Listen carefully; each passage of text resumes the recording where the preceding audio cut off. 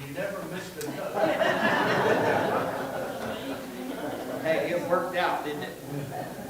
You could hear the bass notes more, though. You could probably hear more of the melody because I was trying to play with one finger. I was using my middle finger to get all the treble clef so that I didn't push down with that finger accidentally. Because if I had it, you would have heard it. It would have been the shout, but it wouldn't have been one of those.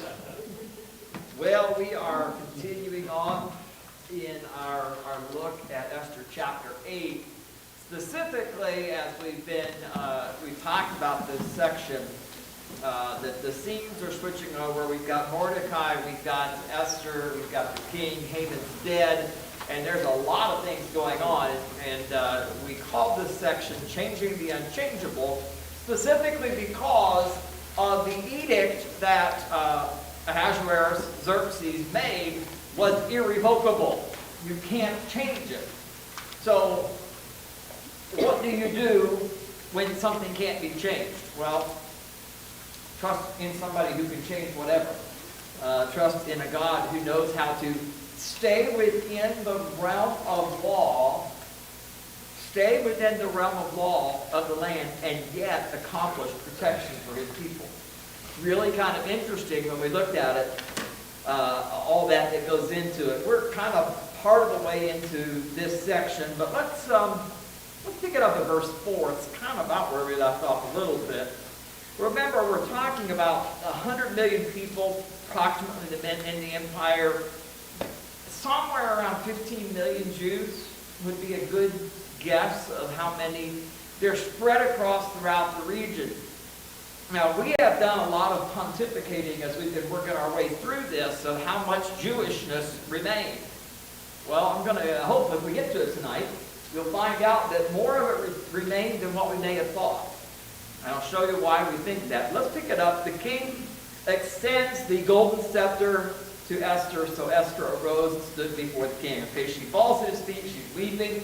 We're back inside the royal palace. We talked about that timeline, that months that were missing. We found those in between verses 3 and 4, actually between 2 and 3. But yet again, the queen is at the mercy of the king. Going in, even though she got by with it the first time, there's no guarantee she's going to get by with it the second time. That's not the way it works. But she presents herself, and then she begins this whole process of saying, if it pleases the king, and if I have found favor before him, and the matter seems proper to the king, and I am pleasing in his sight, and you got all this bring it on thick. This is where I said this morning, she's got the king wrapped right around her little finger at this point. See, people know how to do this. This was found on my desk, and it was found filled with Reese's cups. So I had chocolate, peanut butter, and snow, 3 of my favorite things. But don't do peanut butter cookies. Don't do peanut butter cookies. But that sounds rude, doesn't it? I don't like peanut butter cookies. I like Reese's cups. That's it. Keep the peanut butter, and I'll eat peanut butter cups. The queen is. What was that? Okay. I can give you a list of what I do like. I'm just kidding. There's not much I don't, so that's what's funny. I'll eat a peanut butter cookie. I don't eat many of them. The point is, there's a lot of flowery language. We mentioned it, we referred to it last week. But look at how she really is playing into her relationship to the king. Not so much her Jewishness, not so much the nations. I mean, look at the language in verse 5. If it pleases you, that's always a good thing to start with when you're approaching a royal. If it pleases his majesty, if this would be okay with you, this is like, honey, dear, do you love me? How much do you love me? That's exactly what's going on right here. That's exactly. I just spent $1,000 on the credit card. I hope that was okay. It's that kind of language. But look, if I found favor is that idea of grace. We're back to the Old Testament chesed word, that idea of covenant grace. God's covenant relationship. And if the matter is proper to the king, if we're doing this right, let it be written to revoke the letters devised by Haman, the son of Hammedatha, the Agagite, which he wrote to destroy the Jews who are all in the king's provinces. Now, you've got to step back for a second. We already assumed that everybody knows that this law is irrevocable. It's not been mentioned yet. It's not been mentioned yet in the text at all. So it's going to be mentioned just a little bit here, but it'll be the first time it gets mentioned. If we have an assumption, because we've read this so much, we're familiar with the story, oh yeah, of course, well it's irrevocable, so we just move on that presupposition. Whether or not Esther actually knew what the law was or not, we talked a little bit about that last week, she does throw it out there. Again, we talked about the important factor of noting Haman, the Agagite, the son of Hammedatha. That all is part and course. If you go back to the Old Testament and you look through nations that are destroyed or nations that have been captured, you will see a lot of that lineage stuff mentioned. It'll say such and such, the son of such and such, or the such and such. There'll be a relationship of sorts that gets mentioned. Now, it's funny to me because she says, if it seems proper. Now, she's about to offer something that's not proper. But she says if it's proper.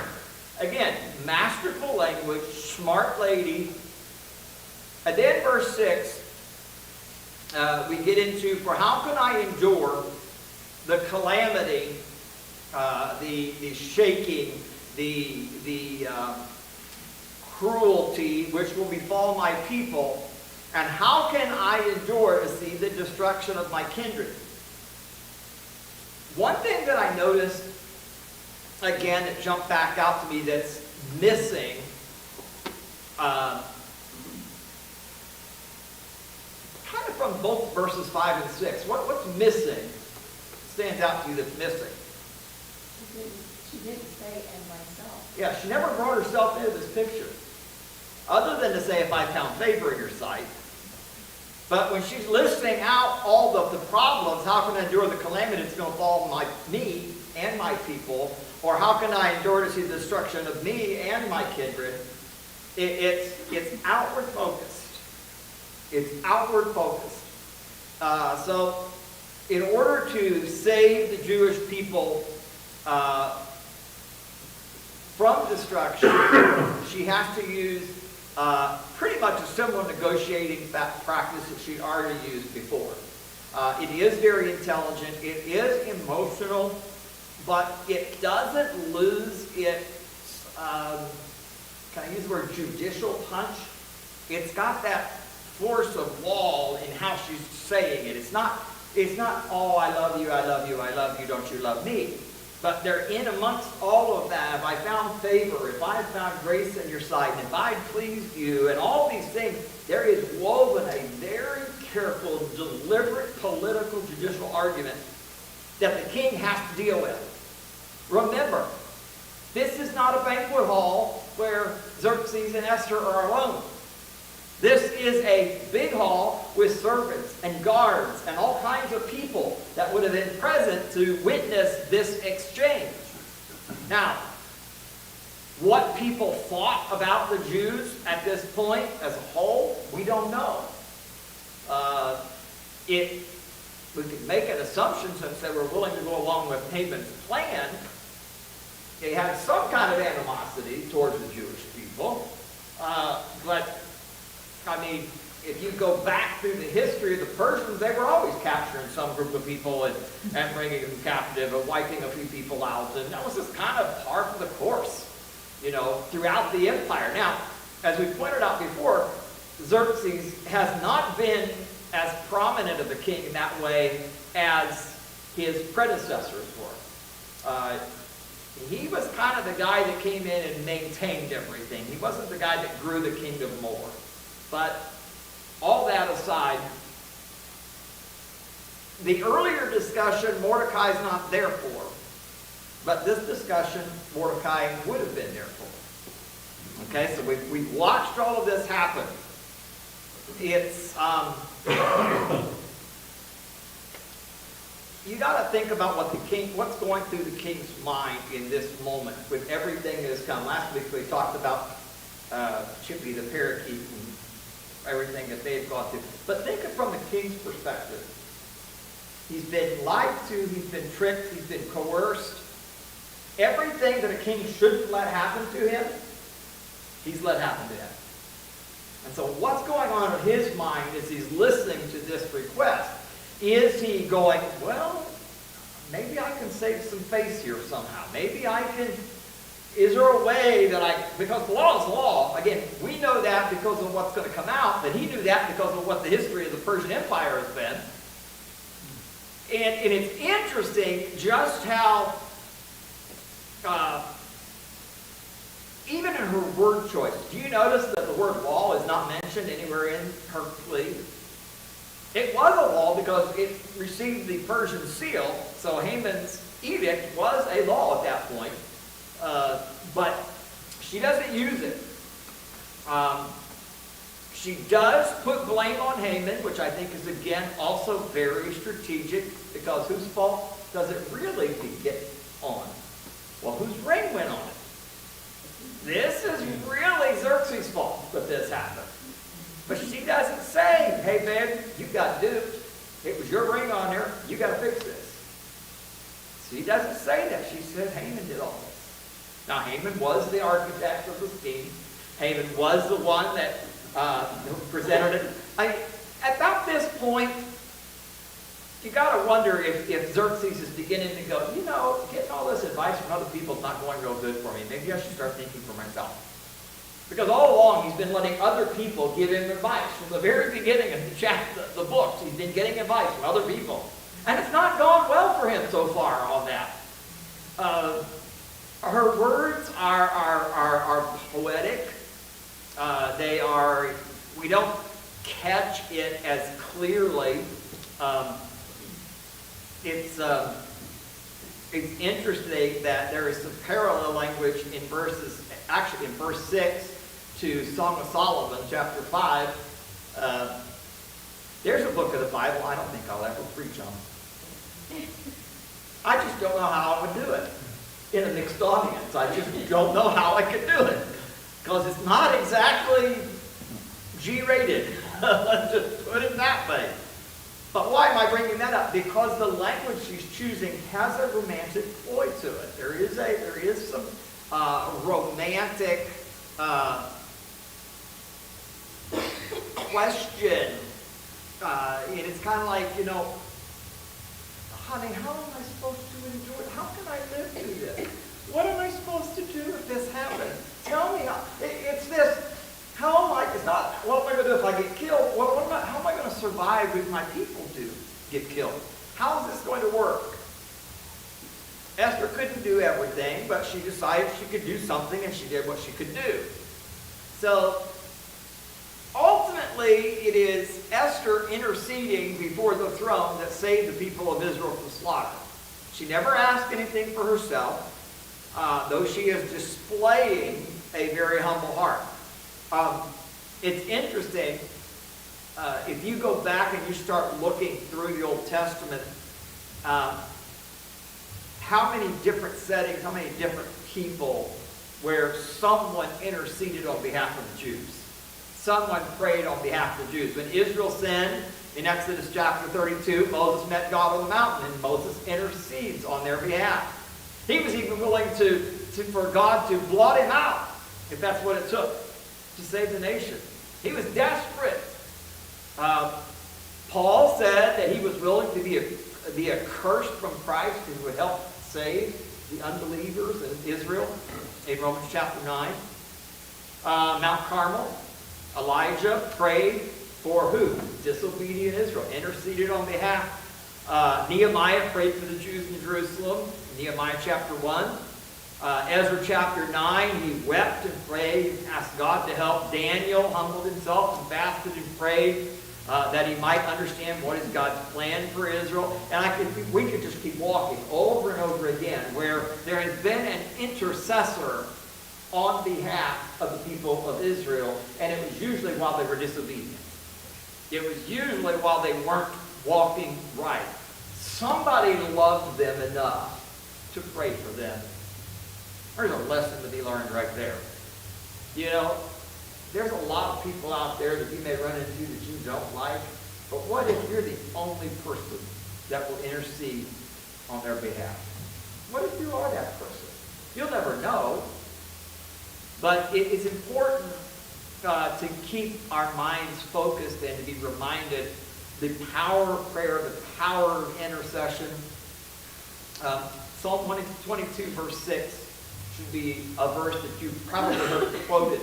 Oh, somebody asked me if there was any resources on everything that is going on as far as the viewpoint of what's going on in Israel right now.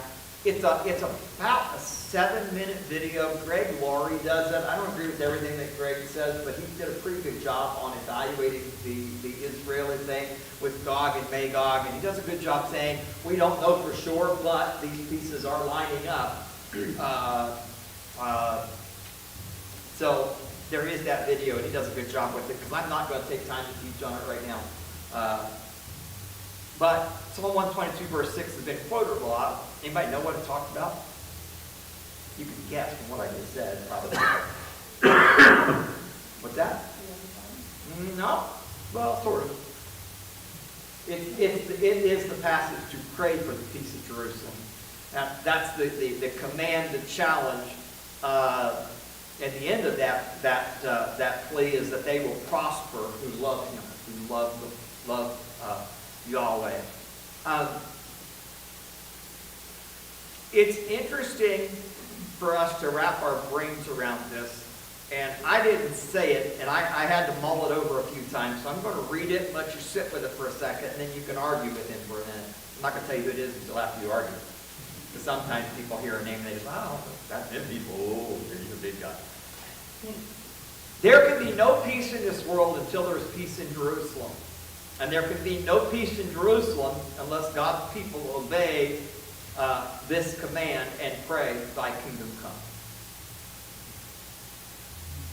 There can be no peace in this world until there is peace in Jerusalem. And there can be no peace in Jerusalem unless God's people obey this command to pray for the peace of Jerusalem, and indeed we pray, thy kingdom come, we were challenged to pray. True? Maybe not. Want to argue with him? I did. Nobody wants to argue with me. One more time. There can be no peace in this world until there is peace in Jerusalem. There can be no peace in Jerusalem unless God's people obey this command and pray for peace in Jerusalem, or indeed we pray, thy kingdom come. Well, one thing is that the Lord can do anything that even is out of us, right? Yes. So whether we pray or not, He can do. Isn't that interesting in the sovereignty of God, in the scheme of the sovereignty of God? God can do anything without us, but yet He chooses to work through us and with us. That blows my mind a lot of times. You know, God doesn't need me. Sorry. God doesn't need you. But He chooses to work through us. And He works through our free will, through our prayers, and or lack thereof. Amanda. Now, I was going to say it's basically the same thing. He's got His timetable, and we can sit here and say, oh, you know, maybe the Lord's going to tarry on His return, but the fact is we just haven't reached that date on the calendar. He's going to follow His plan. That's set. There's no changing that. So It's interesting when we're talking about interceding. R.A. Torrey said it's a master stroke of the devil when he got the church and the ministry so generally to lay aside the mighty weapon of prayer. It was a stroke of genius, Torrey says, to get for the devil to get us to continue. Continues on. The devil is perfectly willing that the church should multiply its organization and its deftly contrived machinery for the conquest of the world for Christ, if it will only give up praying.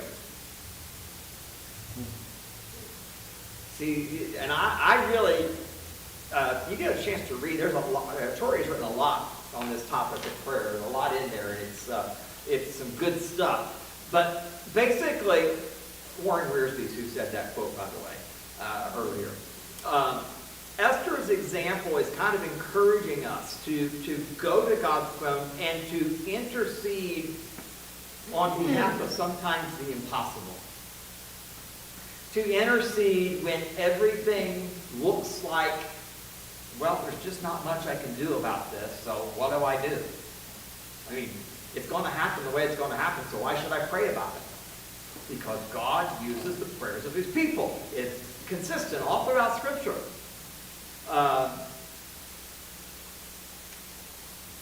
In James chapter 4, we're reminded about this principle. Warren Wiersbe also said, one concerned person devoted to prayer can make a huge difference in this world. For prayer is the key that releases the power of God. James chapter 4, verse 2 says, you have not because you don't ask. And when you do ask, you ask amiss. Yeah, it's not just about asking, it's knowing what to ask for. And that's what I want you to see here in this little section, verses 5 and 6, is it's not so much that she is just interceding. She knew what to ask for. She knew what to say. She had an awareness of how this is all to be processed. And so basically, through Esther, you have a change of heart for Xerxes. Now, we don't know how far that went. We don't know how deep it went. But we know in the next section there's going to be a changed law. Sort of. Sounds good for the outline, but it's a sort of changed law. So there's a proclamation that gets made starting in verse 7. And it kind of goes down through about verse 14. So let's dig in a little bit here in the text first. Verse 7. So King Ahasuerus said to Queen Esther and to Mordecai the Jew. Hear all these formal titles? King Ahasuerus, Queen Esther, Mordecai the Jew. All these formal titles. Because I have given the house of Haman to Esther. And what did Esther do with it? She put Haman over it. Given Haman to Esther, and him they have hanged on the gallows because he stretched out his hand against the Jews. That's a little stretch, but okay, he's hung on the gallows. That part's true. This is the king talking. Now you write to the Jews as you see fit, in the king's name, and seal it with the king's signet ring. For a decree which is written in the name of the king and sealed with the king's signet ring may not be revoked. There it is. First time. What we've assumed all along as facts were facts not in evidence, at least not textually. They were in our brains because we knew the story. They're in our brains because we knew all this whole process. But now we have it. The king is kind of like saying, sweetie, there's a problem here. I can't do what you just asked me to do. I can't revoke it. Verse 9. So the king's scribes were called at that time in the 3rd month, that is the month of Sivan, on the 23rd day, and it was written according to all that Mordecai commanded to the Jews, the satraps, the governors, and the princes of the provinces, which extended from India to Ethiopia, 127 provinces, to every province according to its script, and to every people according to their language, as well as to the Jews according to their script and their language. Hint, hint, hint. They maintained some Jewishness. They maintained their language. They maintained their literature, if you will, along the way. Verse 10, he wrote in the name of King Ahasuerus and sealed it with the king's signet ring, and sent letters by couriers on horses, riding on steeds sired by the royal stud. It then, the king granted the Jews who were in each and every city the right to assemble to defend their lives, to destroy, to kill, to annihilate the entire army of any people or province which might attack them, including children and women, to plunder their spoil. Verse 12, on one day in all the provinces of King Ahasuerus, the 13th day of the 12th month, that is the month of Adar, a copy of the edict to be issued as law in each and every province was published to all the peoples, so that the Jews would be ready for this day to avenge themselves on their enemies. The couriers hastened and impelled by the king's command went out riding on the royal steeds, and a decree was given out at the citadel in Susa.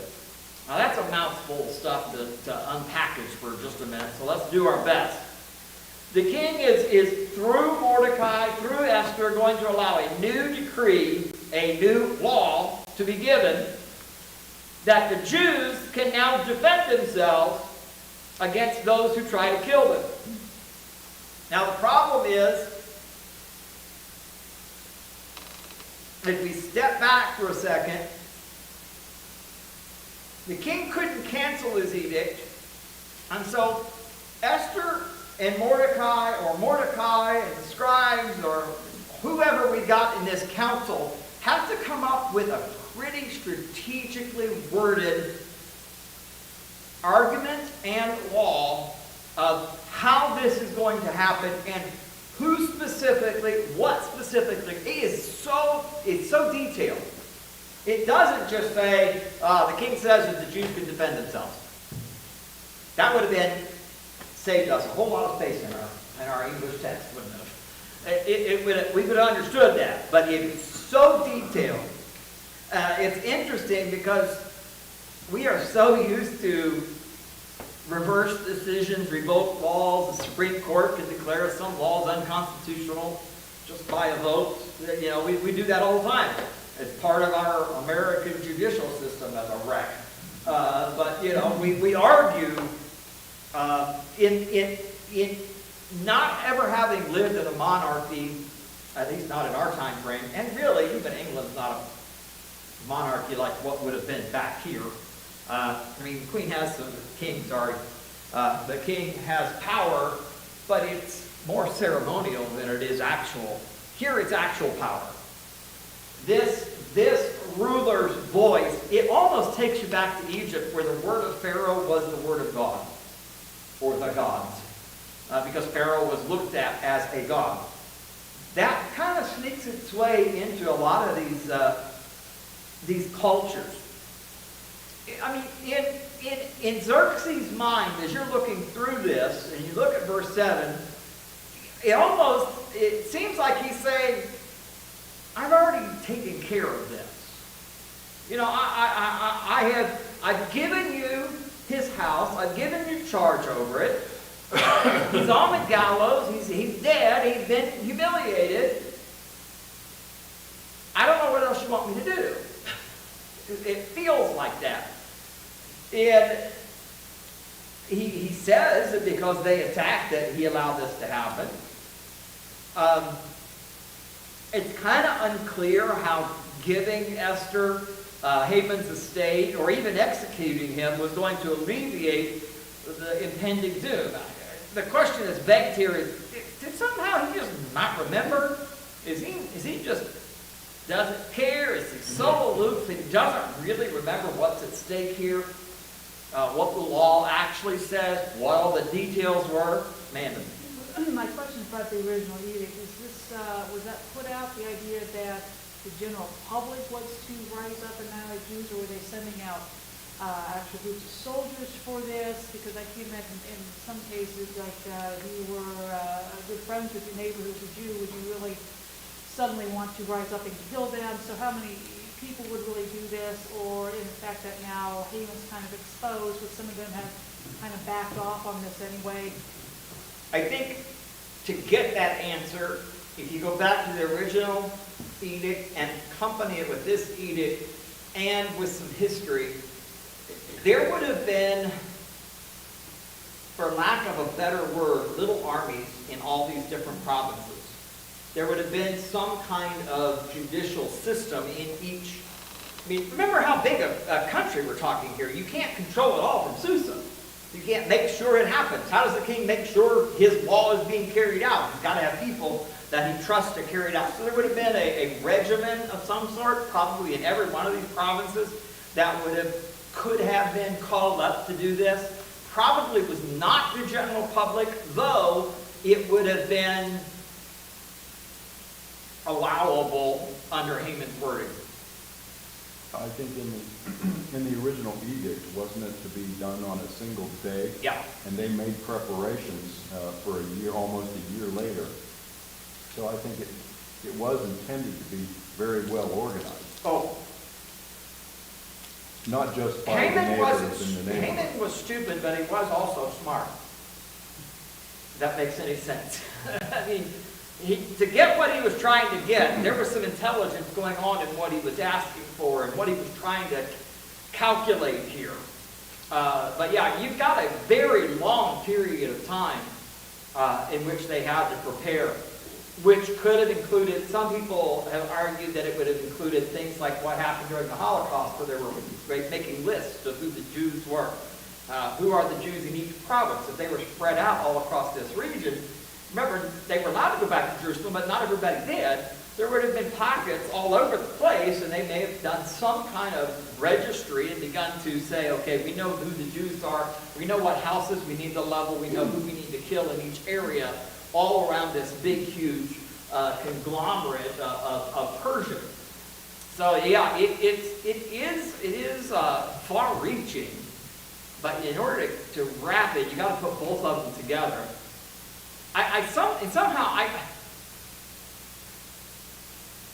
Maybe I'm just reading into the Xerxes' mind here.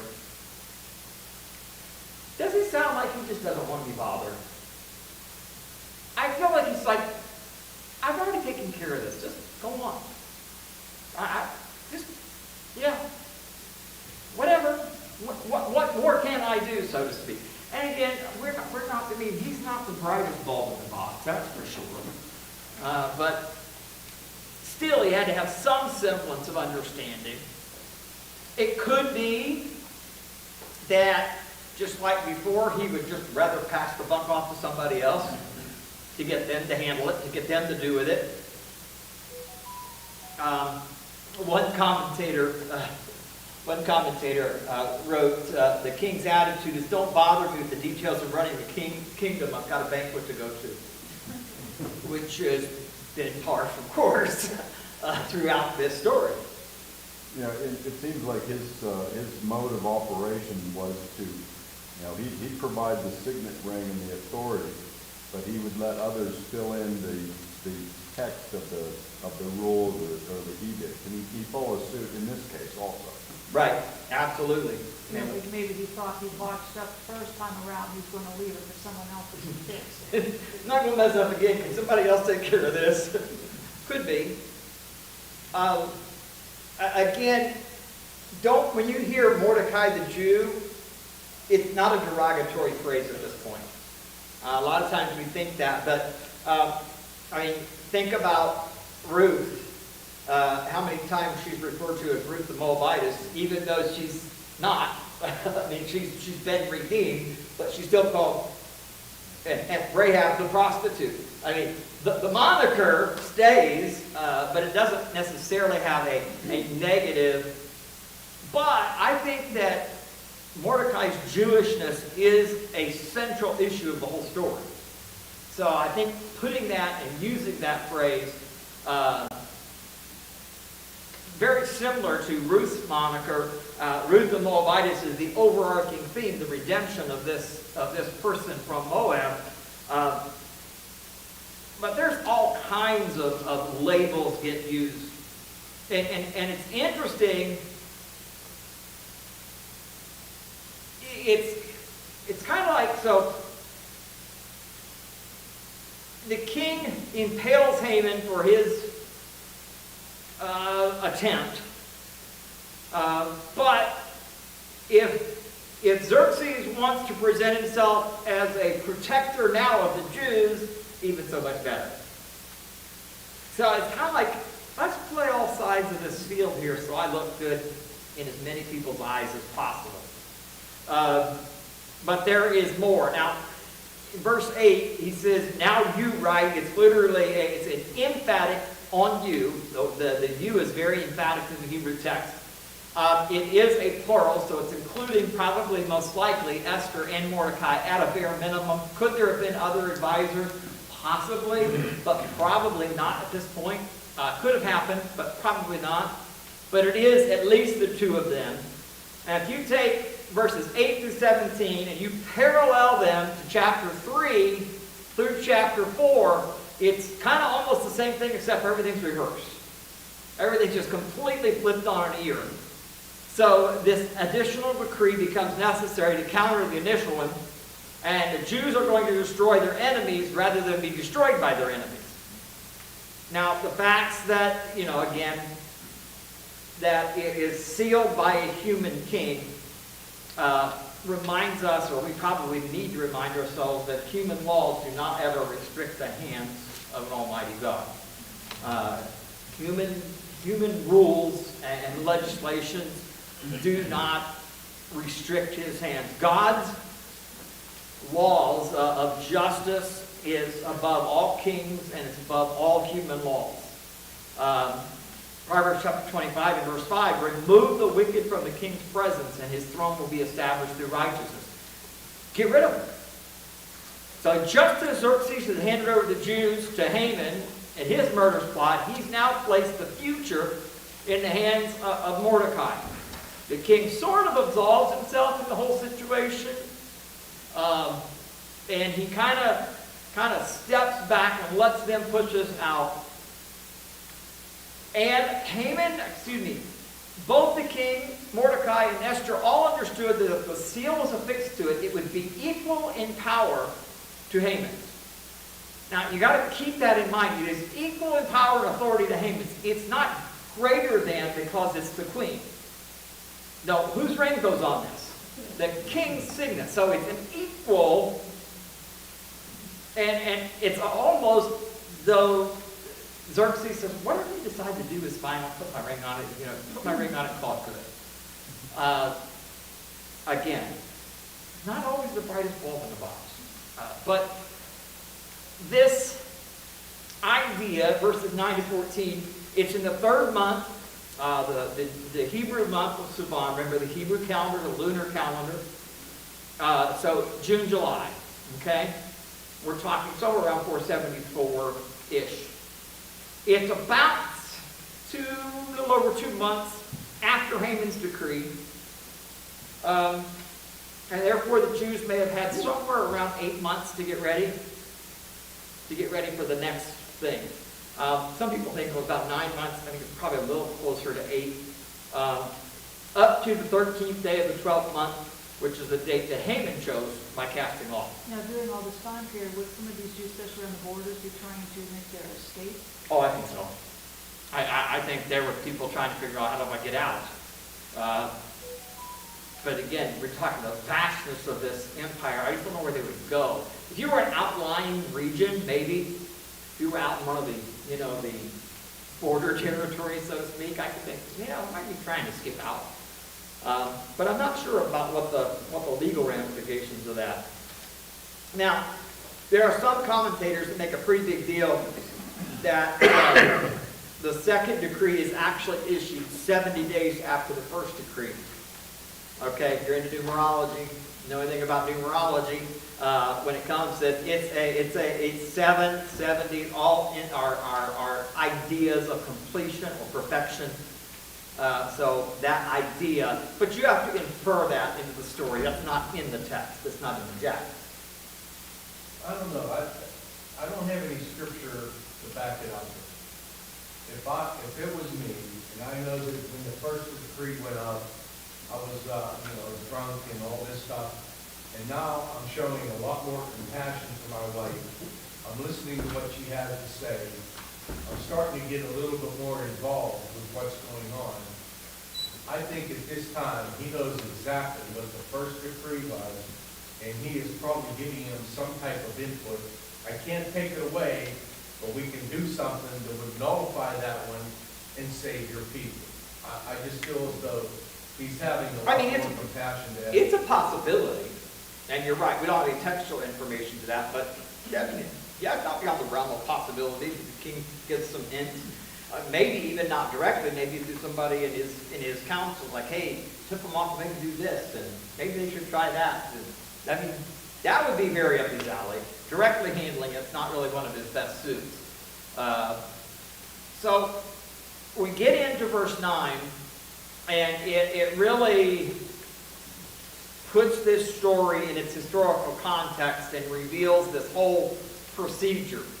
So these secretaries had prepared Haman's edict, but this time more were needed to send out the edict in the Jewish language as well. Now we're going a step further. The Persian Empire was super well organized. Mordecai now being second in command, prime minister, vizier, whatever you want to call him. He was ready to act. And so you've got this interesting verse. Verse 9 has 43 words in it, 192 letters. It is the longest verse in any of the Old Testament writings.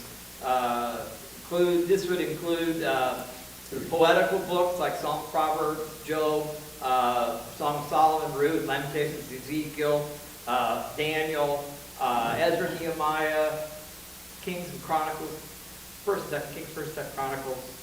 All those are included in this section. This is the longest verse in all of those. It's the longest verse in all these other discussions, and it's packed with information. It has dates. It has who commanded it. It tells you who's involved: the Jews, the satraps, the governors, the princes. He's giving us geographical from India to Ethiopia, all 127 provinces, to every province according to. I mean, it is detailed down to the snippet. And this is where I think the brilliance of Mordecai probably came in, making sure that everybody knows what's going on. He wants to make sure that every person, Mordecai seems to be the one that is supervising this preparation. Verse 10 says he wrote in the name of King Ahasuerus. He sealed it with the king's seal. So he's been the one in possession of the ring. Now that doesn't mean that Esther couldn't have done it.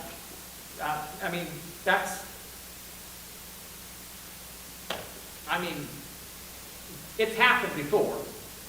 The only one I could come up with, though, was a negative example when Jezebel wrote and sealed letters in Ahab's name. But she wrote it, so it wasn't exactly a positive thing. But the reversal in power between Mordecai and Haman stands out all the more clearly if Mordecai is the one who's leading the charge here. That juxtaposition of those two characters up against each other. It is given out to in their own script, in their own language. I think this gives us an insight to understand a little bit of what happens when you have a huge, kingdom organization that is so vast, that is a conglomerate of many nations. There's going to be a lot of different languages spread throughout the area. But the fact that the Jews have maintained their Hebrew, this is something that is taught from youth, from real young, and it's been maintained in some way, even in captivity, I think stands out to be kind of an important factor in my mind. They're specified in this list as well. So I'm like, oh, that's kind of interesting that they pull that out. I think they pretty much assimilated into a lot of the Persian culture by this point, most of them, but they kept at least their language. There's just, my great-grandfather spoke very fluent German. My dad knew German. I don't know a list. Well, I know a few words here and there. But I kind of wish that I had maintained some of the Germanic heritage that had been in our family. I think that would have been fun. But there's something about that identity Languages and people groups are associated all throughout the Old Testament. If you go back to the Tower of Babel in Genesis 11, one of Nehemiah's concerns was that the intermarriage that was going on. He says that he was concerned that they didn't know how to speak Judean. They didn't know how to speak Jewish. They didn't know how to speak that anymore because of the intermarriage that had happened. So language and people group are very tightly connected. So by saying the Jews of the Persian Empire retained their language, at least gives us some clue that they've held on to something of their Jewishness. Now, an interesting thing jumps out in verse 10.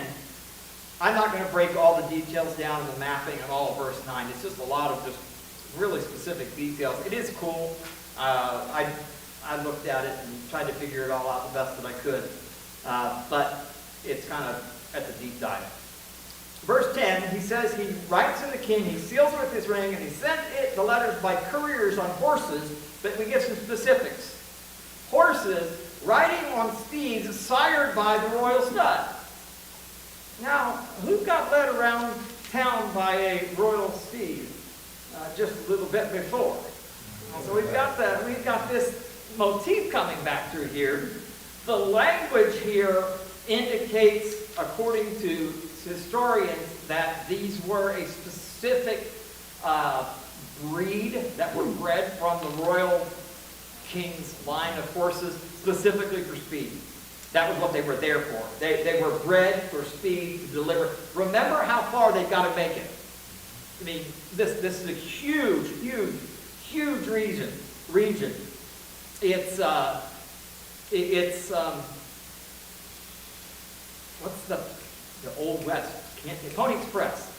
It's the Pony Express on steroids. You know, this not literally. Guess I have to say that now. Because we do that. They're specific horses bred for a specific reason. They are probably limited to royal edicts only. There may have been other message animals that could have gone out, but these were specifics brought back, and they're there. Now, verse 11,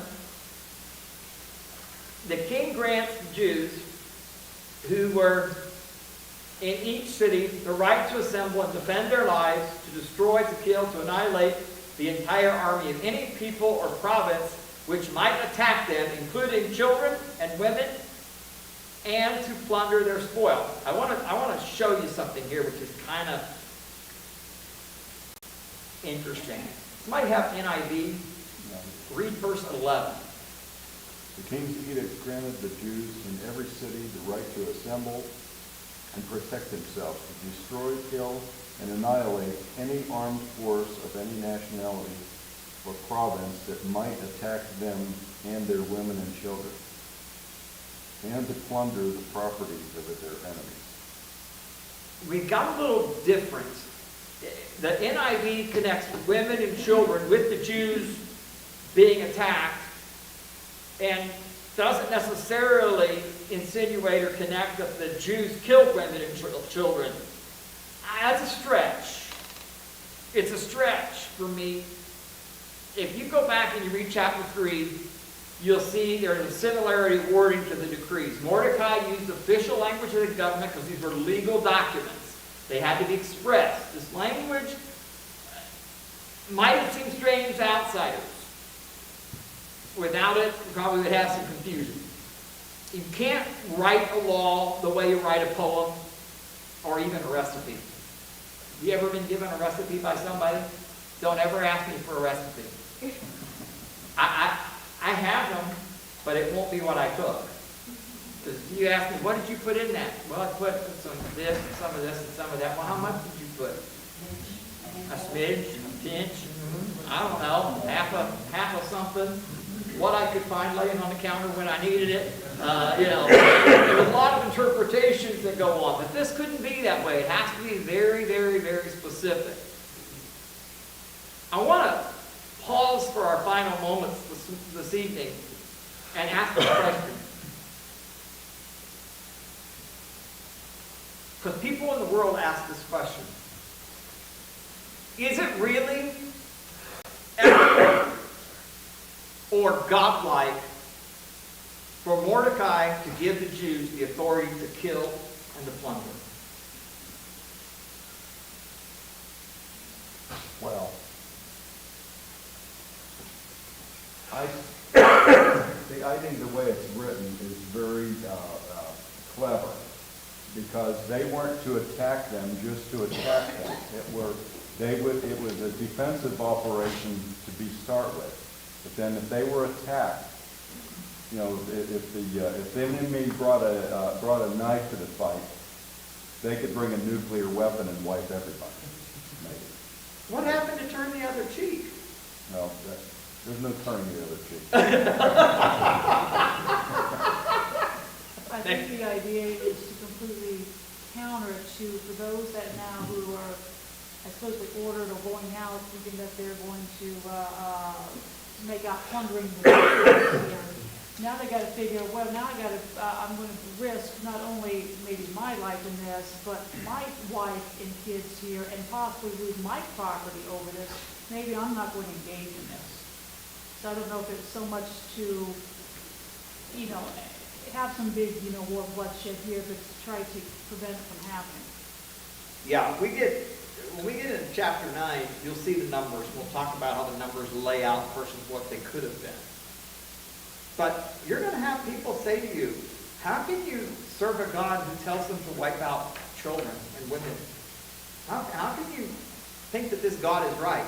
That's been happening way back when we were reading Deuteronomy and Numbers and all those things. Yeah. That the Lord told them to live in here and wipe it out. What kind of God is that tells you to go kill entire nations and wipe them out?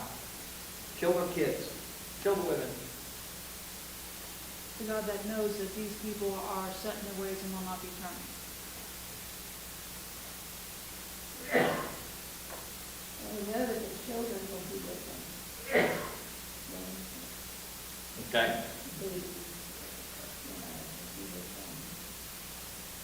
I don't know if that's It's an interesting discussion, but the world says this. I've had people argue this. Why should, I mean, Christianity, you have a God that tells people to kill. Now, But we have people who, let's see, got out of it, that kill babies. You know, we talk about what we're talking, and I'm not saying that's right, it's definitely not right. so I should go kill an abortionist because he's killing You babies. know, what I'm saying is, look what happened over what they did to babies because they're there, and I said, well, what about, which is wrong, but what about what we're doing to babies here? What's the difference? That's not any different as aborting babies here. But I don't know, that is a hard because that's a hard one. to answer. The way this works out is June 25th, so that's when it's all going to shake down. Man. But I'm just saying generally in the Old Testament, where the Israelites were told to take, that was taking their land. He wanted it cleansed from that. I don't think it was just start church, just killing everybody. It was to take their land, which they never ended up So doing. why not try to evangelize them and win them? Why not do that before you kill them? I was just going to comment that long before any of this takes place, I believe the Lord is telling Abraham, or not Abraham, but I don't remember the exact context, but when the Lord is promising him this land, 400 years later, they're going to be coming back to this land because it's their inheritance. He also makes the interesting comment that the iniquity of the Amalekites hasn't reached its level, or some language to that effect. I think that is all of what, I don't think we can comprehend how evil they were. Well, you have to process, where did all this mess start? Speaking specifically of this book. Now, I'm narrowing the thought now. This all started because Ahasuerus put his signet ring on an edict that was going to kill the Jewish people. And if we were to say it was evil for Mordecai to tell the Jews to defend himself, then it was even more evil for Haman and Ahasuerus to tell the Persians to kill the Jews in the first place. So the question then becomes, is self-defense really a crime? No. And what happens is the argument becomes self-defense versus genocide. That's what the argument is in this book. This new edict is about self-defense. When we get in and break this all down in verse 11, specifics, there are very specific things that are told on how this is going to be executed.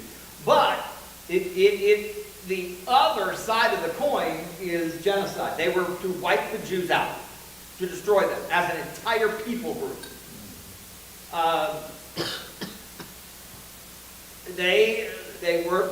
The Persians were permitted to murder, whether it was through the armies or through individuals. Now the new decree said you could defend yourself. There are all kinds of situations. If you go throughout the scriptures and you look at times where God did tell them to take plunder and where God told them not to take it. There's specific times when God drew the line. You can take everything when you do this, but don't touch any of this stuff. You leave it all behind. Let it burn. I was going to point out, the original edict for Haman was actually directed to annihilate everybody. Yes. What's interesting here in the second one, it just is granting the Jews the right to assemble, and it doesn't mean that they have to. It's Correct. a little different, so they may have to be able to take the incident that comes up, what's necessary. To give you some numbers, which we'll get into in chapter 9, but we're talking about 75,000 out of over 100 million maybe. You know, we're talking a relatively small number that ends up dying in Persia through this edict. But it's interesting that there were probably more than 75,000 who were more than willing to help wipe out the Jews, just proportionally.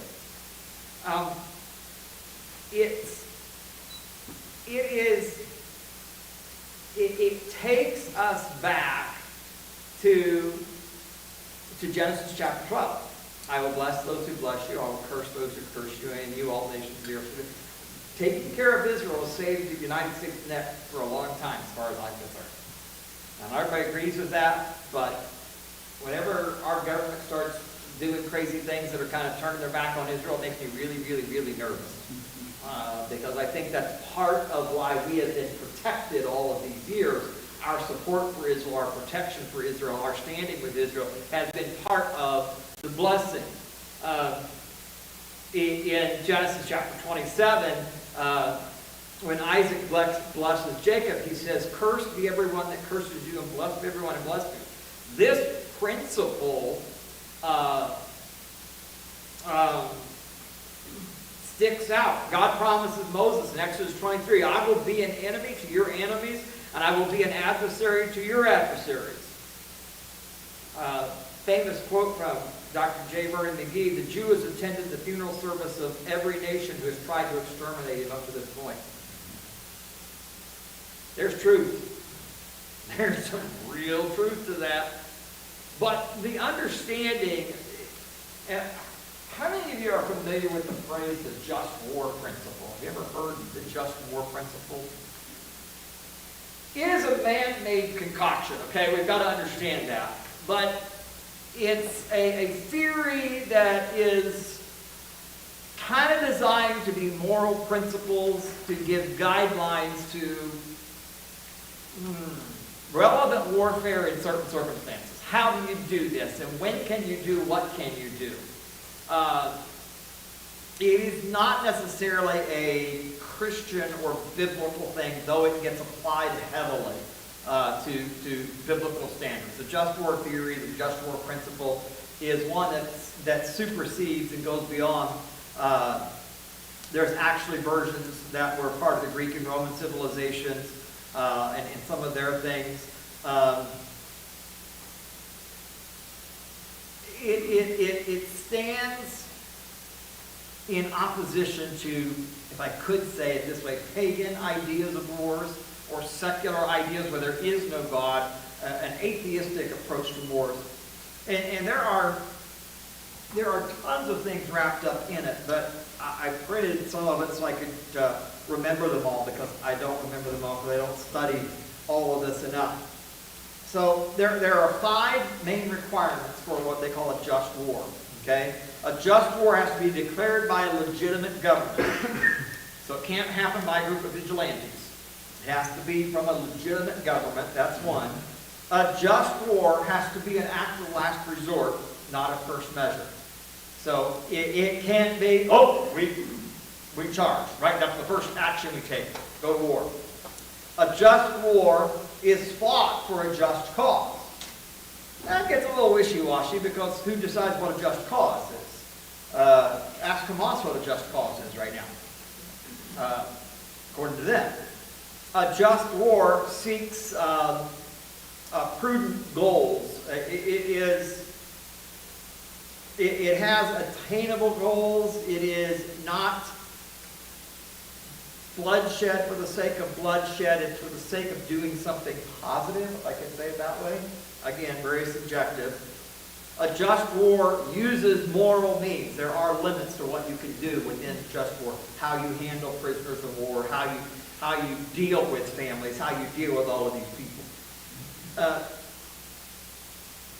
It's interesting, though, but almost every violent conflict in human history was labeled justified by the guys who started it. Almost every one of them. So that's where this gets messy. But there is some things wrapped up within here when you start looking at that God is setting boundaries, and He does set boundaries, and you're going to run into a very difficult cause, and you do need to purpose in your own mind and heart how you're going to answer somebody that says, you're telling me that your God tells people to go in and kill babies. That God told them to wipe out everybody from this tribe or this area. That's what you're telling me. You serve this kind of God. This is not a God of love. Now, we can argue from our viewpoints of sovereignty. We can argue from our viewpoints of well, God has reason. We can argue from... we could go into the argument that's going on right now in the Middle East. The Palestinians are saying it's our land. The Jews are saying it's their land. God said it was their land first. Seems like a case closed discussion for me. But I'm not a Palestinian. I'm not coming from that viewpoint. And when you're coming from all these different viewpoints, it's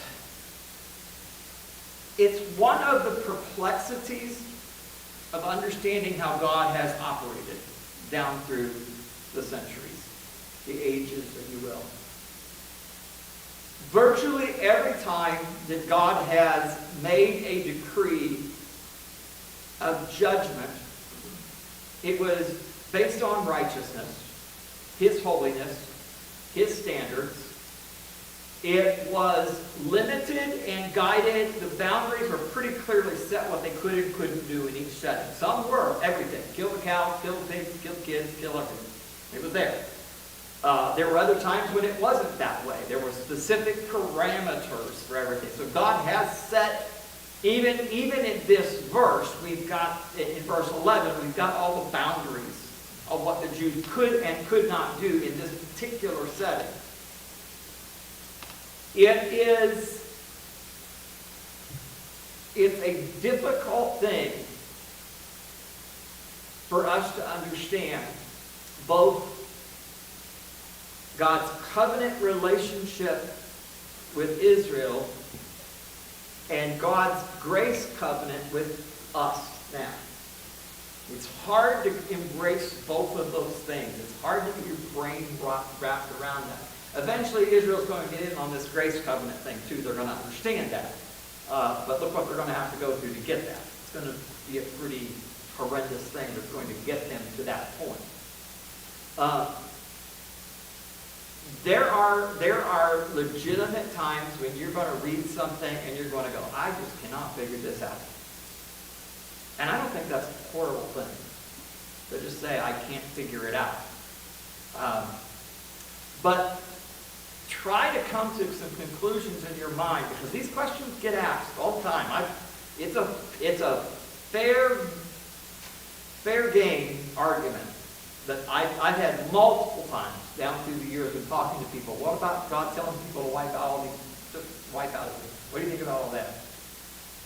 And when you say, well, I really don't know, I just trust God. That don't mean a hill of beans to them. We've got to have a little better understanding. And in essence, you have to understand everything that happened down through the ages through the lens of Genesis chapter 12.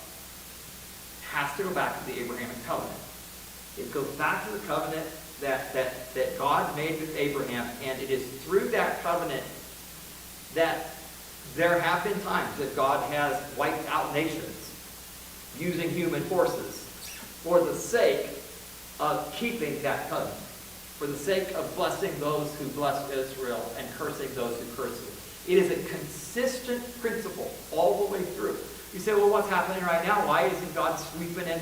Because Israel's on the back burner. They're in the wilderness again. A long wilderness, but they're in the wilderness again. They're not in a place where God can fulfill his half of the covenant, because they're not fulfilling their part of the covenant by living in subjection and understanding of who the Messiah is and the deliverer that he has sent to them. So it gets kind of messy. But if you can process this in your minds, understand that God set the rules. He's God. He can do that, by the way. I always blows my mind when people think that I can set the rules, I'm not God. God sets the rules. He sets the boundaries. He draws the box. And there are some difficult things that are in Scripture. But I think that specifically in this specific instance, and in the instances leading up to it, everything goes back to the relationship that God has established. There were parameters, there were guidelines, and there were specifics every time. Yes, sometimes it was in everything. Sometimes it was take the animals, kill the people. Sometimes it was bring them into servitude, make them serve. There's all kind of parameters every time. Very quickly, look at verse 11 just so you see this here. They have the right to assemble themselves, to defend their lives, to destroy, to kill, and to annihilate any entire army of any province which might attack them. So any of the little small villages around that decide they're going to get their militia rounded up and they're going to take out the Jews, they have the right to take out the entire province, including children, women, and to plunder their spoil, take all their stuff. That's already happened. All the Haman stuff went to Esther. That's the same kind of principle we have here.